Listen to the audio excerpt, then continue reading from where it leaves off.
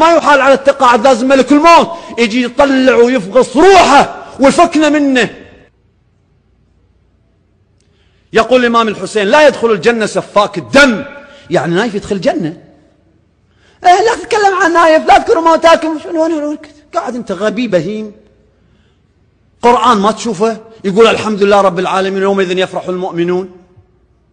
شنو ما نفرح؟ اللي قتل اولادنا ما نفرح بموته، اللي سجن اولادنا ما نفرح بموته، اللي يعيشنا الرعب والخوف ما نفرح بموته. الحمد لله، وان شاء الله يقصف عمره ما حتى له الاخر. آل سعود وآل خليفة وآل الأسد وكلها آل هذه البلد يحكمها الأبناء عبد العزيز إلى أن يرثوا الله الأرض ومن عليه. هذا تصريح نايف، خليه يحكمها بنشوف، خليه يحكمها بالقبر. نظام أرعن، نظام طاغي. شنو آل سعود؟ قاعدين يقتلون أن في البحرين فيهم خير، إذا فيهم خير يلا يتفضلوا يروحوا يحرروا فلسطين من آل صهيون.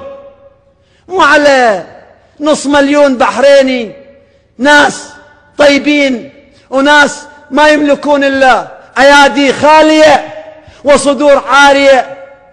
شدتهم قالوا ايش؟ قالوا أسود السنة. انتوا أسود السنة؟ خيرت أسود السنة أمام من؟ قالوا ها إيران، احنا أسود السنة أمام إيران. ما ضحك انتوا أمام إيران. يوم إلا صدام إلا دخل الكويت كلكم شردتوا، كلكم جبتوا أمريكا تدافع عنكم. صدام إلا ما قدر على إيران في ذاك اليوم وبعد إيران اليوم. وش قالوا؟ قالوا شيعة وإيران. فكذبة كذبتوها على الناس يا آل سعود، ضحكتوا على هالبهايم.